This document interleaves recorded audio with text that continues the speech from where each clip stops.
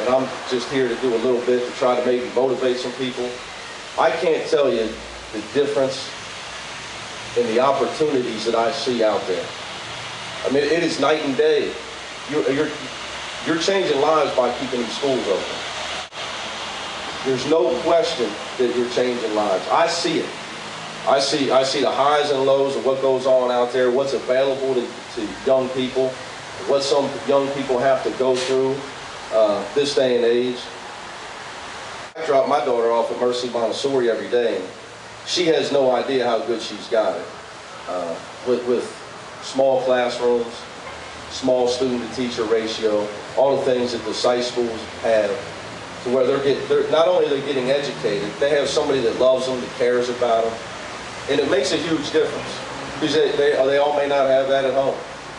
But the opportunities are real, so just know you're making a difference, anything you do. The last thing I'll tell you guys is something I try to talk to my players about, is looking the other way versus stopping and making a difference. For instance, with my guys, it would be, you know, there's a bunch of little kids and saying, oh, there's the UC basketball guys. My guys are like, oh man, these guys are gonna, even these little guys got a camera phone and everybody's got a pen. Or stopping and saying hi to them and using your manners when you speak to them, because the way they look up to you. It's no different than stopping. We're all busy. You're a young executive. I know from what I'm doing, I'm busy. You can't make a difference if you look the other way. You got to stop. You can't go by. It's no different than riding by an accident and looking the other way versus stopping your car and making a difference and seeing if somebody needs help. Is what we're doing here tonight. If I stop and realize what most people know, especially if you're Catholic and you're involved in education, that these schools need help. Period, end of story. And they wouldn't be open if it wasn't for CISE. It wouldn't be open if it wasn't for the events like this, and for those of us that are younger and that love our community. Certain people aren't going to be able to be around forever to just keep carrying the weight of raising all the money and running all the programs. So you got to stop and not look the other way, because when you do stop, you pay attention, and then your conscience gets you. You want to make a difference. And I can tell you, as a coach, the most gratifying thing you can do is make a difference, not win a ball game. And I hope we got a few Bearcats here tonight, and I'm all open for questions about the team. But I can tell you this, Cashmere Wright graduating, Jaquan Parker, Sheck Moods, those guys having a chance to have a better life. John Williamson played at Cincinnati State, my first couple of teams where we were really outmanned. Poor guy had to play against guys 7 inches bigger than him every night. The fact that John Williamson, not only is he graduated, he's a successful European player. He saves all his money.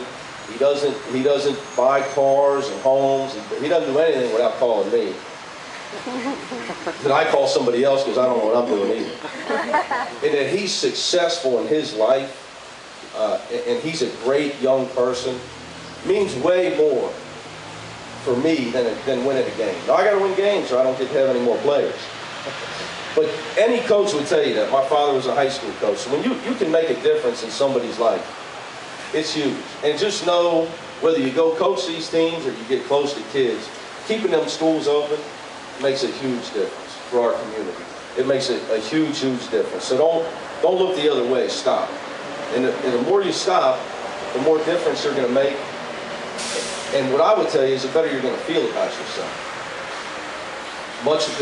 Because I tell my guys all the time, I don't want to make money and have a beautiful daughter and a nice home and be living in my city and living a dream, and all the guys that help me are struggling, my ex-players. I need you guys to get your degree. I need you guys to have jobs. I need you guys to have families. I need you to become contributing members of our society. I need you to be happy. I need you to do the things that are going to make your parents proud, not go back home and drain them, and move on, and then where you can make a difference.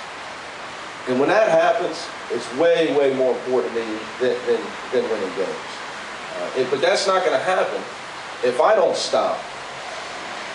I have to stop and can't look the other way. And and you got to do it all the time. I can tell you the other day, my assistants, I said, we're staff meeting, went silent. I said, now, we've been in school for a week. Nobody's mentioned whether anybody's missed class. Nobody's mentioned if anybody didn't get all their books. Nobody's mentioned if anybody's been late for class. Nobody's mentioned that somebody wore their hat backwards on campus. All the things in our rules. And by the way, did we do room checks? You have to keep your room somewhat clean. It can't be. You got to have somewhat of a decent, clean room. And silence throughout the staff meeting. I said, okay, start talking. Well, we were going to handle it. Well, what do you mean you were going to handle it? Give me just go. I said a kid up to the board, a young GA. Who missed class? Write his name up. Whose room wasn't clean? Write his name up. So the next one, I said, guys, this isn't that hard. I'm trying to teach you guys how to be a head coach. If you don't stop and give these guys discipline, which I would spell love, now, you're only going to miss more class or be late for more class. You don't get one pass because it's the first week. All we're doing is teaching them the wrong lessons. If your room was a mess and you were told your room can't be a mess, your room can't be a mess. So everybody on the board, call them, tell them I'll see them tomorrow morning at Oscar's statue at 6 a.m. This isn't that hard. Now, you guys don't want to get up at 6? Of course, the staff, they don't want to get up at 6. I told those guys not to move the Loveland. They don't want to drive in there. But, like I told them, so the next morning we ran those guys at 6 in the morning. I said what I had to say to them. So you guys got to understand, like, this isn't going to stop. I'm not looking the other way. You do what you're supposed to do. We'll just be out here every morning at 6 a.m. This isn't really that hard. It's a really peaceful time in the morning. I can go get more done in my office before people start driving me nuts. I can go start preparing for practice and watching film. Now, does everybody understand? So they left, and I told the staff, I said, now, what you guys got to realize is that you're doing the right thing by doing that. You guys, because you're close with the players and your assistant coaches and recruited them, you think, oh man, I'm being mean, I'm making him run. You're doing a kid a disservice if you're not giving him love and discipline. It's spelling the same. So we're doing a tremendous service here tonight by kicking this off with what you guys are doing, because the CISE schools are giving kids love and discipline. And if a kid doesn't get love and discipline, chances for success go way, way down. Way down. That's just the facts of life. I don't have any problem with it. Fortunately, my daughter's mother, she's a military brat, so she has no problem with discipline either. She's great, so we're on the same page with that. We're very, very lucky to have a beautiful daughter. But you guys may have some questions about UC while I'm up here. I saw somebody clapping with the Bearcats stuff. I'm excited about our season, but what I tell everybody is, hey, we got a football team. Let Coach Tuberville get all the stress right now. So don't say how are we going to be? I think we're 1-0. We play Illinois Saturday. Keep people